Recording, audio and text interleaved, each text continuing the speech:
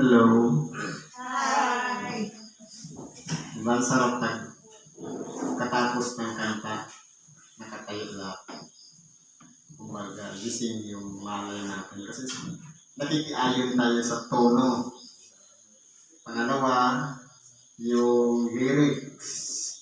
Siyempre, yung taglay natin, boses, na tinatagot-tagot, dito lang lumalabas. Sa pangalan po ng dakilang Panginoong Jesucristo, isang mapagpalang gabi sa bawat isa. Andito po tayo sa unang pagpapasalamat na ating ginagawa ng unang Sabado ng buwan. Tinatawag nating First Saturday Thanksgiving. Andito tayo sa pagpapatuloy ng gawain. Meron tayong mga aralin na binibigyan ng buhay at ito ay magsisilbing gabay sa ating pang-araw-araw na pamumuhay. Ngayon po ang babasahin ko ayon dito sa unang aralin. Sa Ebanghelyo ni Apostol Juan, Kapitulo 20, versikulo 19 hanggang sa 31. Ito po ay pangyayari matapos ng ating dakilang Panginoon ay mabuhay na maguli sa mga patay. Tatanungin natin, napapanahon ba ngayon na nag-celebrate pa lang tayo ng kapanganakan? Tapos ngayon ang topic patungkol sa pagkabuhay na maguli. Palagi po natin isa sa isip, yan ay mga alaala na ating ipinagdiriwang. Kasi sabi sa ibang parte ng banal na kasulatan, mas higit na mahalaga ang kamatayan kaysa kapanganakan. Kaya nga, yung kapanganakan ng ating dakilang Panginoon hanggang ngayon, pinagdidiskusyonan pa, pinagdidibatihan pa, kahit mga scholar ng mga Biblia, hindi nila matalos malaman ang kapanganakan ng ating dakilang. Pero yung kanyang kamatayan, doon nakapokus yung aral o tinatawag na Ebanghelyo.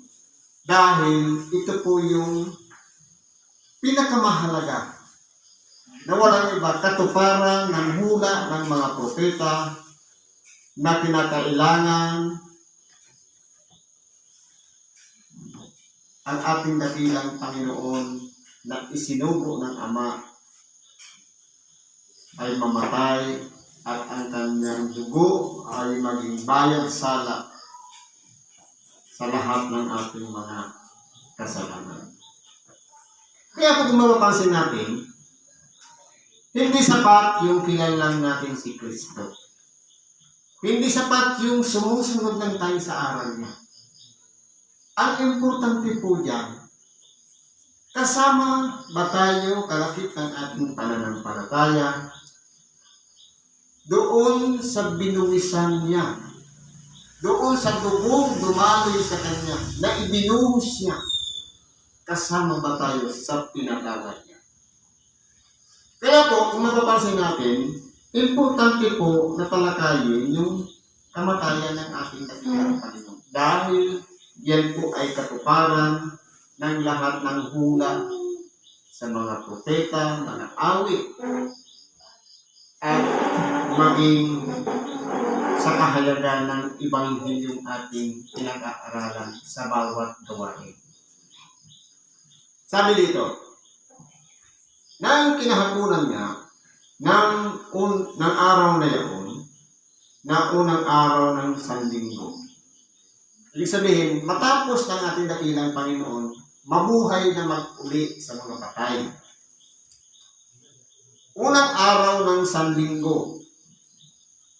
Nung hapon nun, kasi halimbawa, umaga, mabuhay na mag-uli ng magbubukang liwayway ang ating dakilang Panginoon. Nung kinahaponan, nung unang araw ng Sanlinggo, nang nangapipilit ang mga pintong kinaroroonan ng mga alagad, dahil sa katakutan sa mga Hudyo, ay dumating si Jesus at tumayo sa gitna. At sa kanila'y sinabi, kapayapaan ang sumainyo. Ito po ay isang milagro. Dahil habang ang mga alagad ng ating dakilang Panginoon nagsasama-sama sa isang silid na dahil sa takot nila sa mga Hudyo, habang sarado ang lahat, biglang pumasok ngayon ang ating dakilang Panginoon. Ngayon, doon pa lang sa pamamaraan na yun, na pagpasok niya, meron ng milagro. Dahil ang isang tao may katawan ay hindi makakalusot doon para pumasok kung sarado. Pero dahil nga iba na yung katawan, taglay ng ating dakilang Panginoon, tinatawag na niluwalhating katawan, kaya yung pagpasok niya, hindi siya naghahanap ng pintuan. Kundi bigla na lang siyang nandoon sa gitna nila at napakinggan nila yung salita, kapayapaan ang sumainyo. Bakit yan ang unang bigkas ng ating dakilang Panginoon? Dahil nga sa sitwasyon na balisa sila, takot sila, gustong pahupain ang ating dakilang Panginoon, yung nararamdaman ng mga alagad na dapat kumalma sila sa pagdating ng ating dakilang Panginoon. Kaya po, kung mapapansin natin, kung isinisimbolo ng Ebanghelyo o salita ng Diyos, si Kristo, dapat po, habang ipinapahayag ang salita ng Diyos, kung paano dumating ang salita ng Diyos sa ating mga tainga, sa ating pandinig, dapat nasa kalagayan din tayo na mapayapa. Kasi po, kung balisang-balisa ang ating mga pag-iisip, ang ating mga pag-aalala o takot, wala pong papasok na salita ng Diyos sa ating unawa. Ang mangyayari po niyan, parang lulusot lang dahil sa kabila, labas sa kabila. Dahil wala po sa kapayapaan. Magulo. Kumbaga sa sitwasyon, kinakausap po siya pero hindi siya nakikinig. Hindi ma-absorb yung tunay na mensahe ng Ebanghelyo. Kaya, dito pa lang sa pangyayari na ito, kinakailangan muna titingnan natin ang ating sarili, yung sitwasyon ng ating kalagayan, nang sa ganun, bukas na bukas ang ating unawa sa pagtanggap sa ating dakilang Panginoon. At ganun din sa kanyang mga aral na ating pinapakinggan. Sinabi niyang muli sa kanila ni Jesus, kapayapaan ang sumainyo. Bakit kinakailangan ulitin? Dahil minsan, kahit sinabi na sa atin, peace be with you, duda pa. Minsan parang nakukulangan. Sa sinasabing peace be with you, kinakailangan pang ulitin. Dahil pwedeng sabihin na, nagsasabi na nga ng peace be with you, hindi naman tunay yung peace be with you mo. Kaya kinakailangan ulitin na kaya din ang ginawa ng ating dakilang Panginoon. Muli niyang sinabi sa kanyang mga alagad, kapayapaan ang sumainyo. At nang masabi niya ito, ay kanyang ipinakita sa kanila ang kanyang mga kamay at ang kanyang tagiliran. Ang mga alagad nga'y nagagalak nang makita nila ang Panginoon. Kung mapapansin natin, ano yung reaksyon ng mga alagad ng ating dakilang Panginoon nung dalawang beses ang sinabing kapayapaan ang sumainyo? Kumbaga, yung atensyon, yung isipan, yung takot, yung pag-aalala ng mga alagad ng ating dakilang Panginoon, naigsan po yun ng kapayapaan. Lalong-lalo na nakita mismo ng kanilang mga mata yung kanyang mga kamay na pinagpakutan, pati yung kanyang tagiliran. Na parang lumakas ang loob nila na nabuhay nga ang ating dakilang Panginoon. Pero meron ditong isang sitwasyon na sinasabi, At nang masabi niya ito, sila'y hiningahan niya at sa kanila'y sinabi, tanggapin ninyo ang Espiritu Santo. Ngayon po, para maramdaman natin ang presensya ng Espiritu Santo, wala po siyang puwang sa isang pusong maligalig, sa isang pusong magulo, sa isang pusong takot, sa isang pusong nag-aalala. Pero pag naramdaman natin ang kapayapaan, maluwag nating matatanggap ang presensya ng Espiritu Santo. Nadala-dala ng Ebanghelyo sa kabila ng ating maiksing unawa dahil namin sa kakarampot nating utak, mas lalo pang naipaliliwanag yung kahulugan ng Ebanghelyo dahil tinutulungan tayo ng Espiritu Santo inihinga sa bawat isa sa atin. Na kumbaga, yung unawa natin na kagaya ng isang tao sa sariling karunungan, nadidevelop po siya dahil po sa kapangyarihan ng Espiritu Santo. Dahil ang ating pinapakinggan ay isang bagay na walang hanggan. Tayong tao na tagapakinig ay may hangganan. Kinakailangan natin ng kaagapay. Sumusuporta sa ating unawa. Yung Espiritu Santo na wala rin hanggan. Para ma-connect yung ating kalagayan na may hangganan, doon sa ating pinapakinggan na walang hanggan, kailangan din natin ng kaagapay na walang hanggan. Walang iba. Ang Espiritu Santo. Sabi dito, ito yung proseso para tanggapin yung Espiritu Santo. Sino man inyong patawarin ng mga kasalanan ay ipinapatawad sa kanila. Sino man inyong patawarin ng mga kasalanan ay hindi ipinapatawad. Ngayon, pagdating po sa pagpapatawad, papaano po ba ang tunay at tamang pagpapatawad sa mga kasalanan? Hindi siya pwedeng sabihin verbal lang, pinatawad na kita. Pero deep inside, pagtalikod, sabi nga sa mga millennial, it hurts. Masakit pa rin.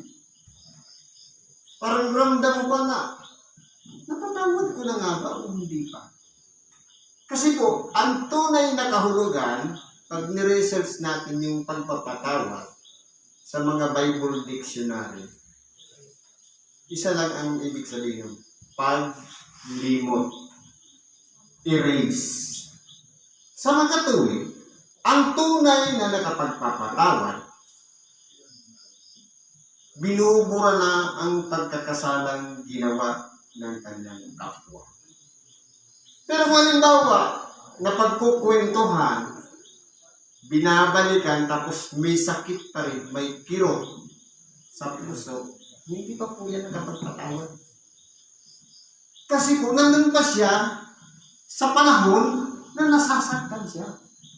Ang tunay na kapagpatawad, nililimot na ang kasalanan. Kagaya rin ang ginagawa ng Ama, sa sino mong pinatawad niya, nililimot ko na ang kanilang mga kasalanan. Kumbaga, ini-erase na sa history ng buhay na sa pagitan ng tao at ng Diyos. Dapat ganoon din tayo. Kasi proseso po yan. Hindi ba palagi natin sinasabi, patawarin mo kami ng aming mga kasalanan. Gaya naman namin. Hihingi tayo ng tawad sa Diyos, napatawarin tayo. Pero, sa kabila nun, na humihingi tayo, ang first step para sa pagpapatawad ng Diyos, tayo ang unang magpapatawad. Gaya naman namin. Ibig sabihin, tupalo na lang yung pagpapatawad ng Diyos, unang-una tayong magpapatawad sa ating kapwa. Kaya dapat, i-erase na rin natin yung pagpapatawad o yung kasalanan na ginawa ng sa atin ng ating kapwa. Ngayon, merong isang sitwasyon dito. Sabi dito, Ngunit si Tomas, isa sa 12 na tinatawag na Didimo, ay wala sa kanila nung dumating si Jesus. Kumbaga, doon sa mga alagad, kasi 11 na lang sila eh. Mula kay Pedro hanggang kay... Bali, 10 na lang sila. Tama ba? Kasi namatay na si Judas, 12 sila, namatay, bali 11. Pero 10 lang sila nung nadat na ng ating dakilan. Dahil si Tomas wala rin. Ngayon, ang nangyari, sinabi niya sa kanya ng ibang mga alagad. Kumbaga, pagkatapos ng araw na yon, nakita ng, kasi okay na yun, kumbaga nakarecover na yung mga alagad. Nakita nila niya ngayon si Tomas. Nagkwento sila. Sabi nila, sinabi niya sa kanya ng ibang mga, nakita namin ang Panginoon. Ano ang sagot ni Tomas? Ngunit sinabi niya sa kanila, maliban aking makita ang kanyang mga kamay, sa kanyang mga kamay ang butas ng mga pako at maisuot ko ang aking daliri sa butas ng mga pako at maisuot ko ang aking kamay sa kanyang kagiliran ay hindi ako sasampalataya. Sa madaling salita, si Tomas ay lumalarawan sa sino man sa atin. Na pagkaminsan, kinakailangan natin ng ebidensya.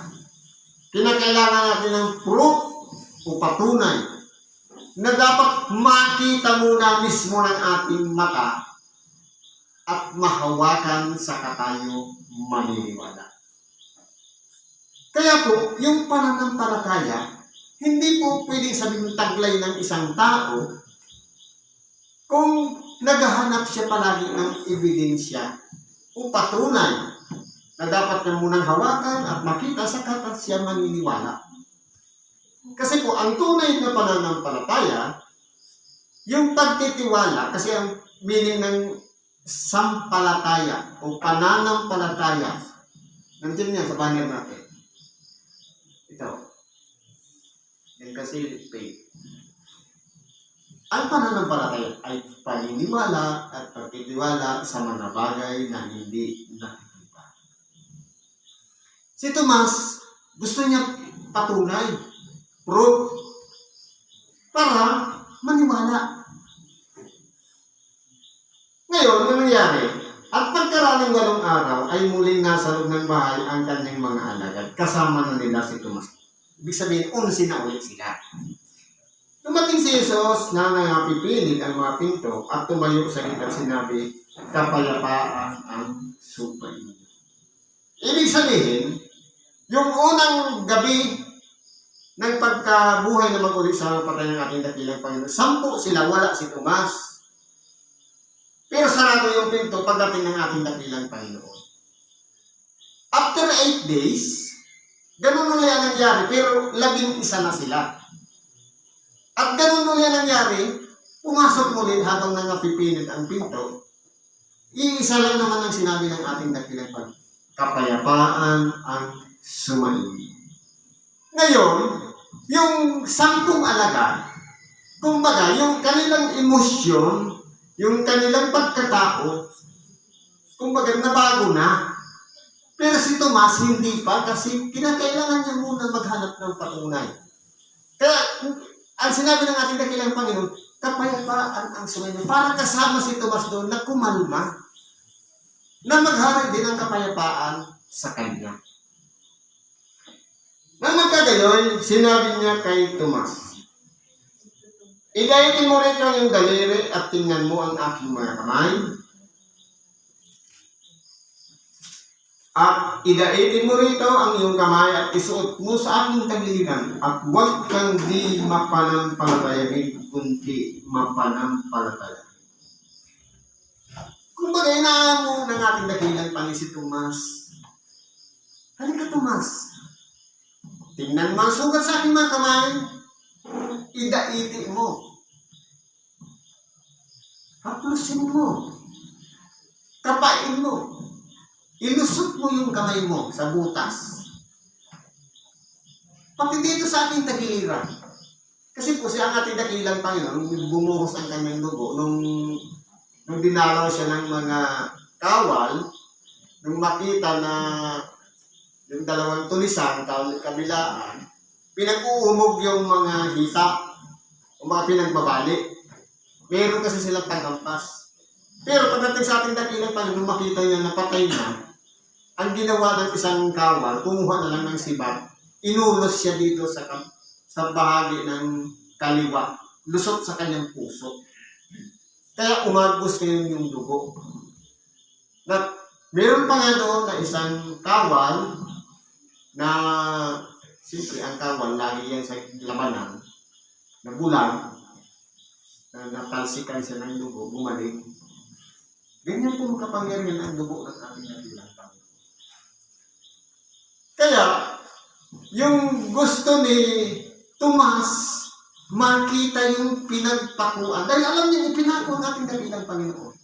Pati yung pinagpulusan sa ating dakilang Panginoon, gusto niyang hindi lang makita, kundi mahawakan ng kanyang mga kamay. Sabi ng ating dakilang Panginoon, huwag ka nang hindi mapanampalataya. Huwag ka nang magdalawang isip o magduda. Manalig ka na sa akin. Yan po ang pakiusap ng ating dakilang Panginoon. Kahit sa sino man sa atin. Hindi dapat naghahanap tayo ng palaging patunay. Hindi ba ganyan din ang nangyayari sa atin? May magpukwento sa atin, saan ka ba ikaw ang kumaling? Doon ka nga sa Malayaan.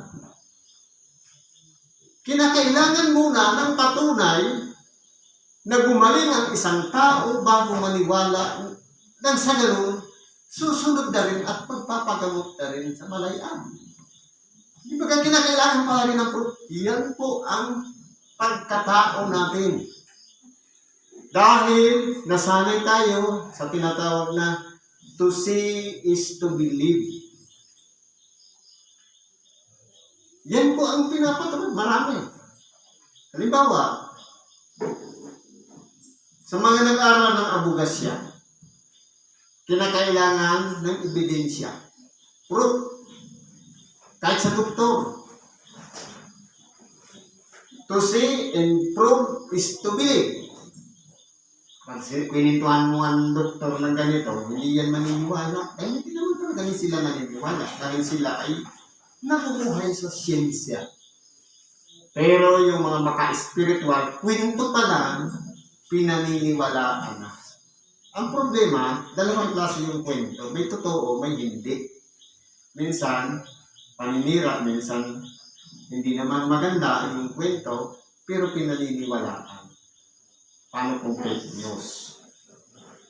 Kaya po, ang isa sa pakiusap ng ating dakilang Panginoon, huwag na tayo magdalawang isip, kundi gawin na natin 100% ang pananalig sa ating dakilang Panginoon. Ano ngayon ang bulalas ngayon ni Tomas noong pagharian siya ng kapayapaan? Sabi niya. Sumagot si Tomas at sa kanya sinabi, Panginoon ko at Diyos ko.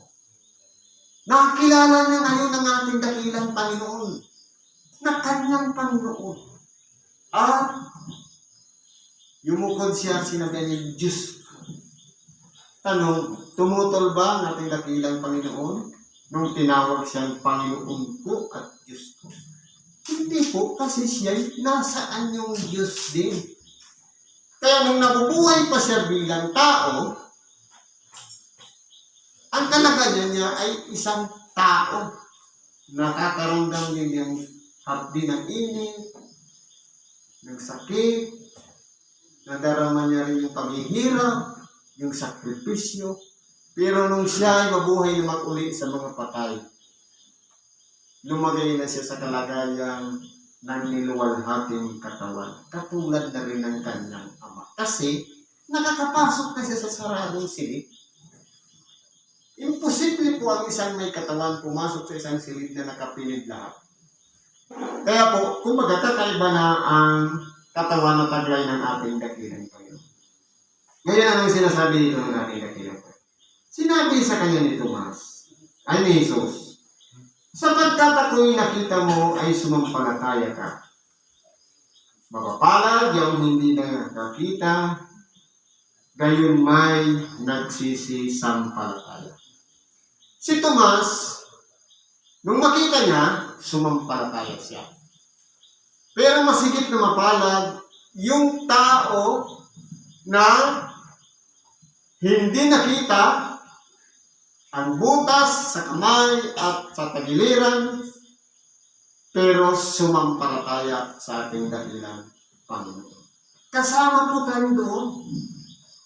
Kaya para bagang merong lakas na nagtutulak sa atin, para pabalik-balik ka sa templo, yan po ay ibinubuhos ng Espiritu Santo kasama ng ating sariling espiritu. Kalakip ng ating pananampalataya na bagamat hindi kinakailangan ng ebidensya o ng proof, pero andito tayo pabalik-balik para unawain, pakinggan at namnamin natin, pakiramdaman natin ang salita ng Diyos na iyan po ang nagbubuhos sa ating sariling pagkatao para baguhin tayo, para lumakad tayo ayon sa kalooban ng Diyos. Sabi dito, gumawa nga si Jesus ng iba't ibang maraming tanda sa harap ng kanyang mga alagad na hindi na nasusulat sa mga aklat na ito. Ibig sabihin, maliban pala dito kay San Juan, Evangelista, ganun din kay San Mateo, na parihas alagad ng ating dakilang Panginoon, nakasama niya nung nabubuhay siya. Hindi po naisulat yung mga pangyayaring ginawa pa ng ating dakilang Panginoon. Maging doon sa mga tinawag sa mga panahon ni Apostol Pablo, si Juan na tinatawag na Marcos, at ganun din si San Lucas, na isang manggagamon. Hindi rin niya naisulat yung mga gawang ginawa pa ng ating dakilang Panginoon. Kaya in summary, sabi ni Apostol Juan, mayroon din iba't ibang mga bagay na ginawa si Jesus na kung susulating isa-isa, sa inaakala ko'y kahit ang sa sanglibutan ay hindi magkasya ang mga aklat na susulatin. Ibig sabihin, hindi siya naaayon sa sanlibutan ito ang mga bagay na ginawa ng ating dakilang Panginoon. Dahil po, nung nabuhay nga lang ang ating dakilang Panginoon, nireject na siya. Paano pa yung mga himalang ginawa niya nung nabuhay siyang makulit sa mga patay? Itinakwil na nga siya ng mga tao, mas lalong itatakwil pa yung mga himalang ginawa niya. Lalong-lalo na nung nabuhay siyang makulit sa mga patay. Sabi dito, ngunit ang mga ito ay nangasulat upang kayo'y magsisampalataya. Bakit kinakailangan maging halimbawa si Tomas? Para nang sa ganun, tayo man ay nasa kaguluhan, tayo man ay nasa katakutan, nasa pagkabalisa, nasa kabila ng mga problema at karamdaman, kinakailangan pahupain muna natin yung sitwasyon. Palaging sinasabi ng ating dakilang Panginoon, sumainyo ang kapayapaan. Sa sino man tao na pinaghaharian ng kapayapaan, katulad po yan ng isang sisidlang baso. Hanggat gulo ang utak sa mga kaalaman at karunungan ng sanlibutan ito, hindi po magkakasya ang isang bahaging banal isilid dyan dahil punong-puno po siya ng kaguluhan. Pero sa oras na humupa yan at maging banayad, madali pong mauunawaan ang aral o salita ng Diyos. Kaya minsan, sa akala natin, hindi niya natanggapin yung salita ng Diyos kasi may karamdaman yun. Ang iniisip niya lang, gumaling. Pero ang katotohanan po niyan, yung pagtanggap bilang isang taong makasalanan, isa na po yan sa pamamaraan. Na para bagang yung ating pagkatao ay nare-reset. Kaya nagkakaroon ng kapayapaan. Yung pagsuko o pag-surrender, isang pamamaraan po yan para pagharian tayo ng kapayapaan.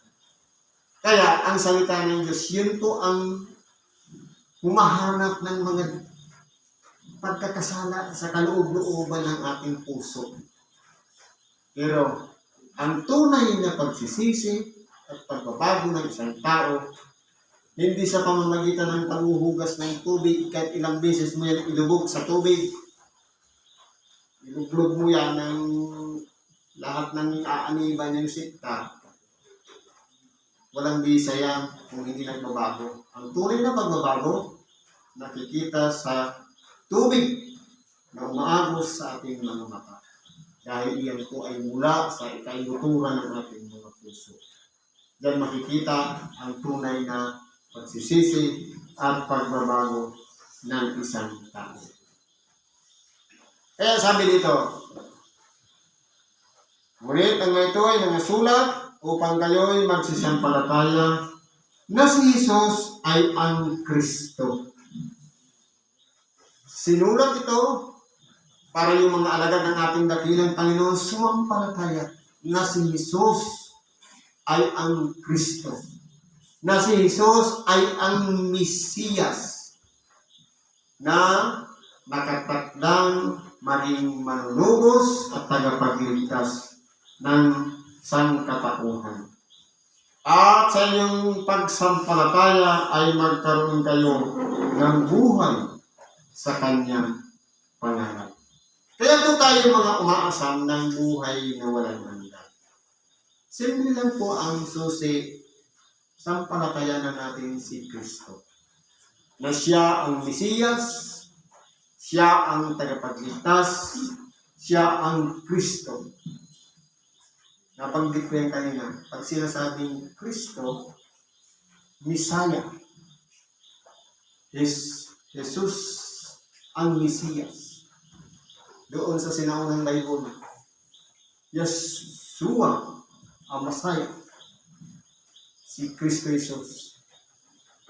Ngayon, kapag yun ay pananalig na taglay natin, sigurado po ang benepisyo katulad ng ginagawa natin dito sa ibabaw ng sanlibutan. Nag-a-apply tayo ng insurance, ang benepisyo para ma-avail ng ating mahal sa buhay. Pero yung pagsampalataya natin kay Kristo, ang makaka-avail naman sarili natin kaluluwa. Ang inihanda ng Diyos na buhay na walang hanggan. Nakasama niya. Kasi mayroon din buhay na walang hanggan doon sa hahatulan. Kasi paano magsasuffer ng walang hanggan kung wala rin hanggan ang kanilang buhay?